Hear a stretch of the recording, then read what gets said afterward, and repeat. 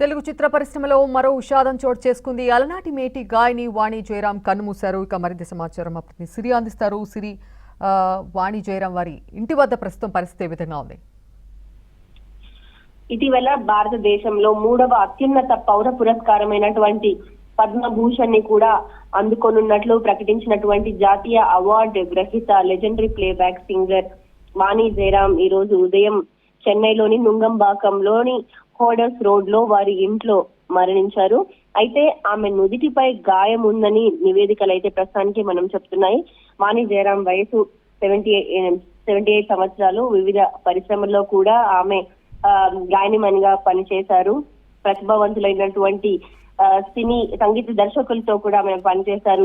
ఇళయరాజాతో, RD Burman తో, మహాదేవన్ తో కూడా ఆమె పనిచేశారు.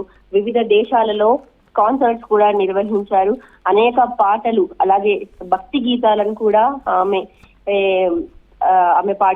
పాడారు. హిందీ, ఉర్దూ, మరాఠీ, బెంగాలీ, భోజ్పురి, తులు, కన్నడ, మలయాళం, తెలుగు, తమిళ అన్ని భాషల్లో కూడా ఆమె పాటలు మనకి వినిపించాయి. అన్ని భాషల్లో కూడా అభిమానులను సొంతం చేసుకున్నటువంటి వాణి జయరాం ఈ రోజు ఉదయం వారి నివాసంలో మరణించారు. అయితే ఉదయం 10 గంటల సమయంలో వాణి జయరాం ఇంట్లో పనిచేసే అటువంటి పని మనిషి డోర్ తట్టారు. అయితే ఎంతసేపటికి డోర్ తెరవకపోవడంతో అనుమానం వచ్చిన పని మనిషి యొక్క హస్బెండ్ కి తెలియజేశారు. అయితే కాల్ చేసి చూడగా వాణి జయరాం కూడా ఫోన్ లిఫ్ట్ చేయకపోవడంతో మరింత అనుమానాలకు దారి తీసింది. అయితే చెన్నైలోని ఆల్వార్పేటలో వాణి జయరాం సిస్టర్ ఉంటారు.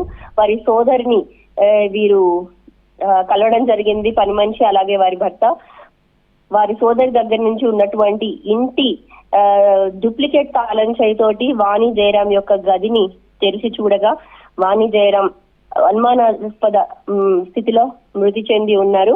తలకి బలమైన గాయం కూడా అయినటువంటి పరిస్థితి నెలకొంది. వారి ఇంటి నివాసంలో ట్రిప్లికేన్ పోలీస్ స్టేషన్ లిమిట్స్ వస్తుంది గనక ట్రిప్లికేన్ డీసీపీ ఇంటి వద్దకు వచ్చి 174A కింద కేసు నమోదు చేసుకున్నారు. అంటే అన్‌న్యాచురల్ డెత్ గా కేసు నమోదు చేసుకున్నారు. ఇప్పటికే వాణి జయరాం బాడీని గవర్నమెంట్ హాస్పిటల్ కి తరలించి అటాప్సీ నిర్వహిస్తున్నామని చెప్పారు. ఇక ఇంటి వద్ద కూడా ఎవరిని లోపలికి అలౌ చేయనటువంటి పరిస్థితి అయితే నెలకొంది. బ్యారికేడ్స్ అవి ఏర్పాటు చేశారు.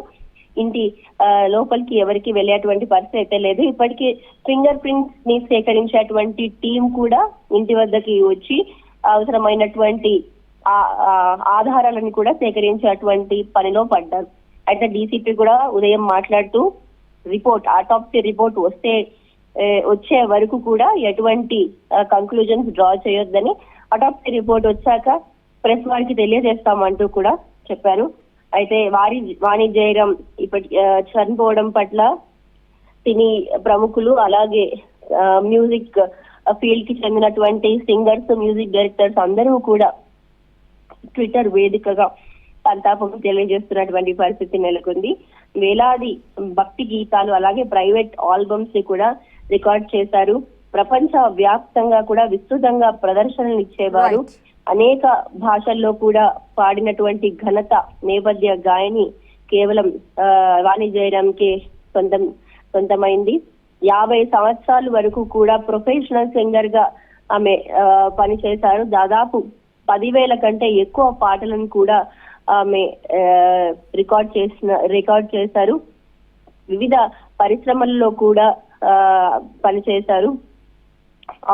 అన్ని ప్రతిభావంతులైనటువంటి అందరూ మ్యూజిక్ డైరెక్టర్స్ తో కూడా పనిచేసినటువంటి ఎక్స్పీరియన్స్ ఉన్నటువంటి గాయనిమణి ఈ రోజు లేకపోవడం బాధాకరం అంటూ కూడా ట్విట్టర్ అలాగే సోషల్ మీడియా వేదికగా అందరూ నివాళులైతే అర్పిస్తున్నారు. రైట్ సిరి, థాంక్యూ.